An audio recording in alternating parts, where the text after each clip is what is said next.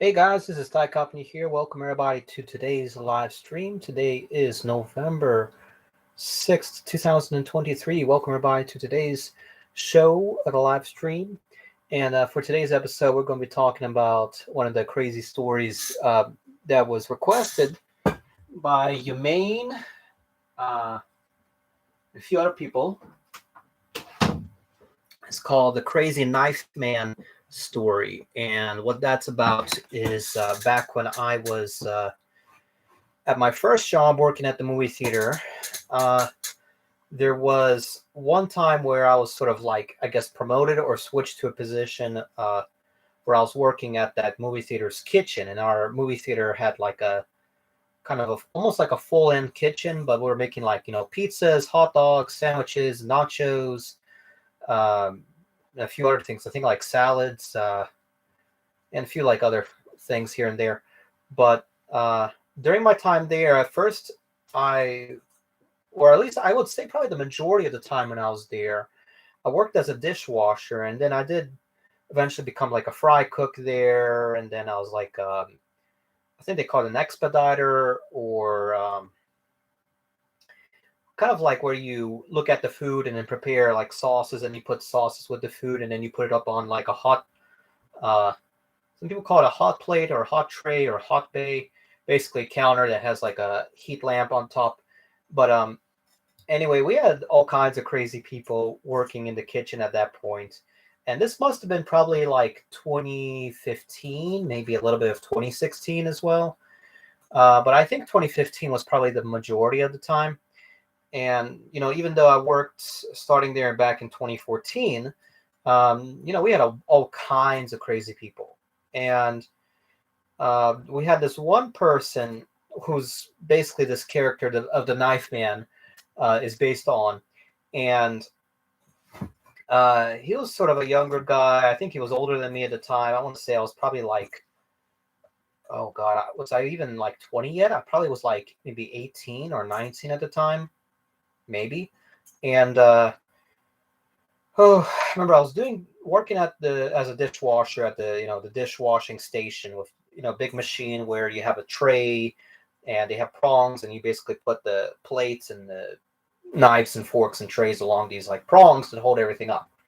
And uh, basically, I was in charge of making sure everything was washed, cleaned, sanitized, and put up on the drying rack, and then put away onto storage and all that. And while I was doing that, um, we had this one guy named I think his name was like Tony, who was one of my friends. And right next to Tony worked this guy. I don't even remember what his name was. It might have been like Jamal, Jerome, or George, or Jabrail. I don't remember what his name was exactly.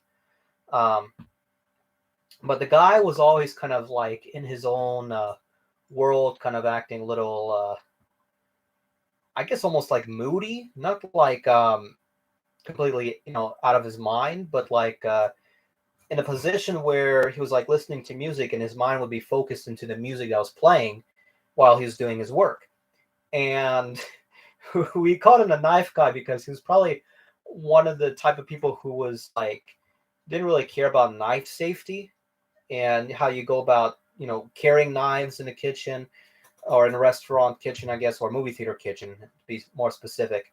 But he would always be like waving the knife, and I don't know, let's pretend this is a full-on kitchen knife, right? I don't even know, do I have something like a kitchen knife in here? Probably not. But let's say well, let's just use this as an example, right? Because this is sort of like a box knife. Um, so this is the handle, and then you would have a kitchen knife that's what, about, I don't know, 6 inches long or so.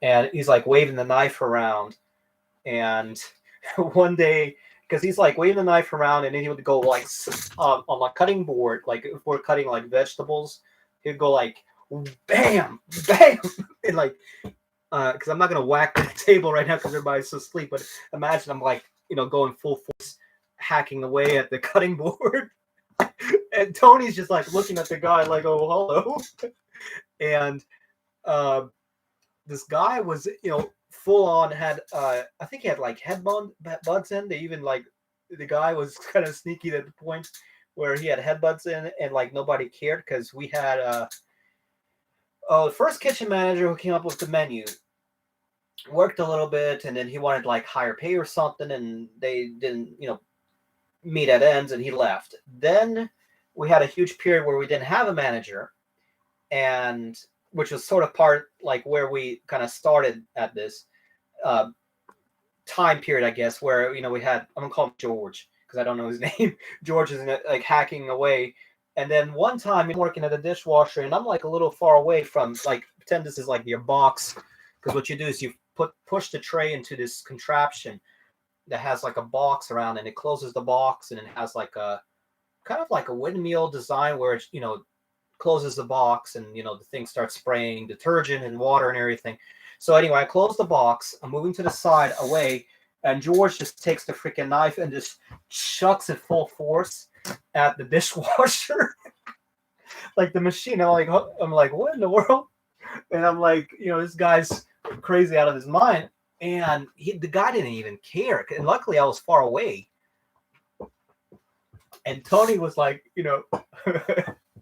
Tony was like sitting there like, and Tony, like, I don't know what language he spoke. I don't know if it was Portuguese or Spanish, but he was sitting there like, in Spanish or whatever, commenting like, what is this crazy person doing? What is he? And eventually what happened was George was basically doing like his own thing and wasn't really paying attention to what everything else was going on in the kitchen. And George had this thing where he would usually try to work mornings, but he worked both mornings and evenings. And what he would do was like he would try to work in the mornings because mornings were slow and he could kind of relax, listen to music, get the work done, and then leave. But what he would do is he would come back in that afternoon or in the evening and try to come in with his friends to watch a movie. And one time what he did was he came in and we were kind of busy, like steady. But I remember, I think either Tony or somebody was working the fry station. And I think I was like up front. George comes in with his friends, and I don't even know if he was in uniform or not. He may have even still had like an apron on him. But what happened was George came in with his friends. His friends were hungry, and instead of paying for the food, George came in and basically started helping himself to all the fried food. So like chicken nuggets, French fries. And he came in and started preparing his own dishes, and his own food for himself and his friends. And then just walked out of the side door. Like we had two exits in the kitchen. We had like a front entrance where most people came in, and then the side door for like moving storage in and out. And he came for that side door and it just took everything into the movie theater. And the freaking management caught him. And, they scolded him and chewed him out for all that. And I don't know if he was fired later or what happened. But next thing I know, a few weeks later, everyone's like, hey, where's George? What's George up to?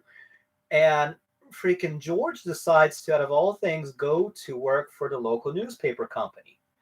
And George goes in and he's, I guess, like a sales rep, I guess, for lack of a better name for it, because I don't know what his position was, and he never told us.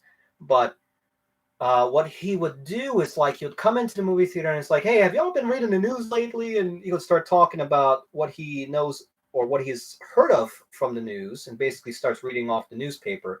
And you would have some people like, oh, okay, that's cool. And it's like, well, have you if you sign up for the newspaper, you can save money on this and that with a new monthly membership, or if you get our yearly package, and starts selling his gig, right? And everyone's like looking at me like, huh? What you talking about, George? And basically, that's what George was doing. Is he would come to movie theater. I guess basically he was trying to sell on premises or loiter, I guess. But he would bring in like a bundle of newspapers and then start walking around trying to sell newspapers to all the employees. And everybody would look at him like he was crazy. And the guy just like eventually they were trying to kick him off this premises or kick him off the site. And what they would do is basically the dude just got fed up, left a package of newspapers, and just walked out.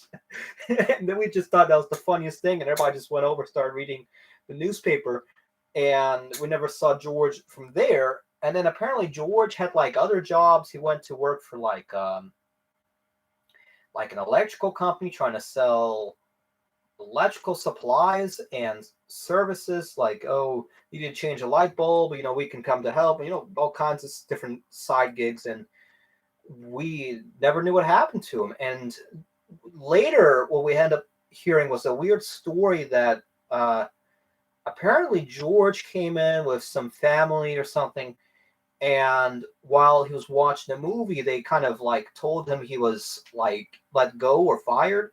And he got so mad, went into the kitchen, grabbed a bunch of plates, and then went to the lobby and just started chucking the plate on the ground because how mad it was. I'm taking a plate and I'm like going boom, crash and all that. And George just didn't care. And eventually, apparently somebody had like even called the cops on him or something. And this must have been like, sometime in 2015, maybe early 2016. Because I know in 2016, they like sold a movie theater company to another company. And it was kind of a crazy time working there. And what I believe ended up happening was George just like nothing ever happened to him and he just disappeared. And we just thought that was one of the craziest employees that was working there. I mean, and we had a few other crazy people too. I mean, oh God, we had one guy who looked like Kanye West. I can tell stories about Tony as well. Because Tony and I would end up like going to another movie theater. We met up and started working there at a different theater. And we had all kinds of stuff. I mean, I even have a friend who's been telling me to, hey, come back to the movie theater and, we'll try to hook you up there. But I don't know. I've been applying, but nobody's been answering. So we'll see what happens there. But yeah, because I know in my area, they've been tearing down movie theaters for some reason because of, I don't know, movie theater business has been all crazy lately, last few years. But yeah, if you like this video, make sure to subscribe, like this video, give the video a thumbs up, comment down below what you would like to see for future videos, live streams, and episodes and all that. And thank you all so much for watching. This has been Thigh Company, and we'll see you all in the next episode. Take care. Stay safe.